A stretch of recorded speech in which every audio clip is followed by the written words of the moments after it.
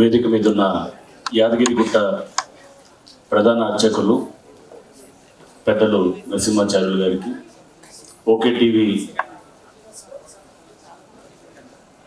ఎండి శ్రావ్య గారికి, వారి తల్లి గారికి, వారి తండ్రి గారికి, అట్లానే ఇక్కడ విచ్చేసినటువంటి ఆహ్వానితులకి, అవార్డు గ్రహీతలకి, చిన్నారులందరూ కూడా నమస్కారాలు. ఈరోజు ఈ అవార్డు ఫంక్షన్స్, ఇది తెలుగు రత్న అవార్డులు ఉగాది సందర్భంగా, ఉగాదిని పురస్కరించుకొని ఈ అవార్డులు ఇస్తున్నామని చెప్పేసి ఇందాక శ్రావ్య చెప్పడం జరిగింది.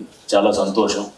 ఎందుకంటే ఇందాక చూసినటువంటి డాన్సులు ప్రతి దాంట్లో కూడా ఇప్పుడు మన తెలుగుదనం ఉట్టిపడేలాగా, మన సంస్కృతిని ప్రతిబింబించేలాగా ఇప్పుడు చాలా అరుదుగా ఫంక్షన్స్ ఉంటున్నాయి. ఇటువంటి ఫంక్షన్స్లో పాల్గొనడం కూడా నేను చాలా ఆనందంగా భావిస్తున్నాను. ఓకే టీవీ దీని గురించి కూడా నేను అంటే ఈ వేదిక ద్వారా కొన్ని చెప్పాలనుకుంటున్నాను. ఎందుకంటే నేను హైడ్రాకి వచ్చిన తర్వాత తప్పకుండా నేను చాలా అంటే పాజిటివ్స్ ఉంటాయి, క్రిటిసిజం కూడా ఉంటుంది. చాలామంది అంటే దాంట్లో అంటే లోటుపాట్లని ఎత్తి చూపిస్తూ లేకపోతే కొన్ని చోట్ల ప్రశ్నించేటటువంటి వాటివి కూడా ఉంటాయి.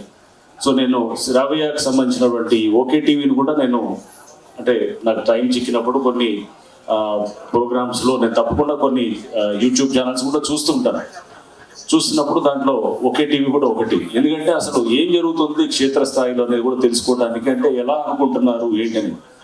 సో కొన్ని సందర్భాల్లో మీరు రంగనాథ్ గారు ఏం చేస్తున్నారు, మీ ఏమైంది హైడ్రా ఇవన్నీ చెప్పినప్పుడు కూడా నేను దాన్ని ఎక్కడ కూడా దాన్ని తప్పుగా ఏం తీసుకుని, ఎందుకంటే అటువంటి క్రిటిసిజమ్స్ లేకపోతే దాని నుంచి వచ్చేటటువంటి దాని నుంచి మనలో ఒకటి అంటే ఒక వ్యూ పాయింట్, అంటే ఎప్పుడు కూడా మనం అనుకున్నదే రైట్ కాదు, ఇంకా వేరే ఇతర వ్యూ పాయింట్స్ కూడా తీసుకుంటూ ఉండాలనే దాంట్లో నేను తప్పకుండా దానికి ఎప్పుడు కూడా ఆలోచనతోటే ఉంటాను.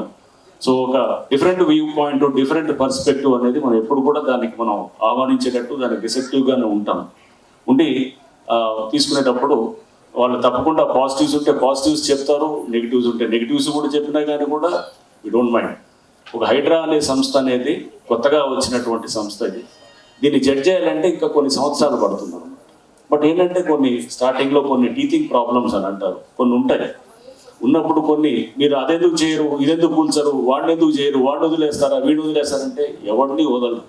ధర్మాన్ని గెలిపించడం అనేది ఫైనల్గా చేస్తారు. అంటే ధర్మం రక్షిత, ధర్మాన్ని కాపాడుతూ ఆ ధర్మం ఎప్పుడు కాపాడుతుంది.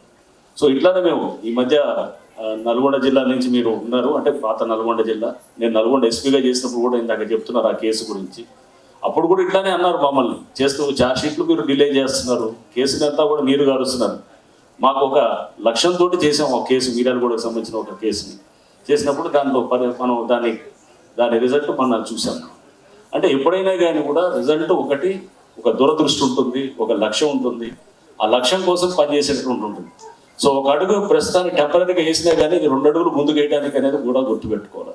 సో ఊరికనే వెనక్కి తగ్గేటటువంటి క్యారెక్టర్ అయితే నేనైతే కాదు. డెఫినెట్గా అది ఒక మంచి లక్ష్యంతో పోతున్నప్పుడు దానికి టెంపరీగా ఎక్కడన్నా కొంత స్లో డౌన్ అయినా కానీ కూడా దాన్ని ఒక దీర్ఘకాలిక లక్ష్యాలతోటి పనిచేస్తాం తప్ప కానీ దాన్ని షార్ట్ సైటెడ్గా చూసి చేసేటటువంటిది ఉండదన్నమాట. సో ఈ క్రమంలో తప్పకుండా మేము ఏది రకరకాల ఈ సోషల్ మీడియాని, యూట్యూబ్ ఛానల్స్ని కూడా చూస్తూ ఉంటాం.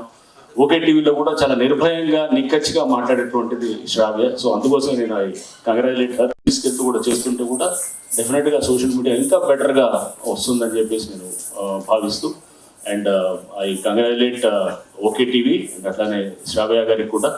అండ్ ఇది ఇంకా దినదినాభివృద్ధి చెందుతూ ఈ ఛానళ్ళు ఇది ఇంకా ఈ ఓకే టీవీ బాగా అభివృద్ధిలోకి రావాలని చెప్పి కూడా కాంక్షిస్తూ ఈరోజు ఇక్కడ ఈ అవకాశం ఇచ్చినటువంటి వారికి మరొకసారి నేను అందరికీ కూడా ధన్యవాదాలు తెలుపుకుంటూ సెలవు తీసుకుంటాను.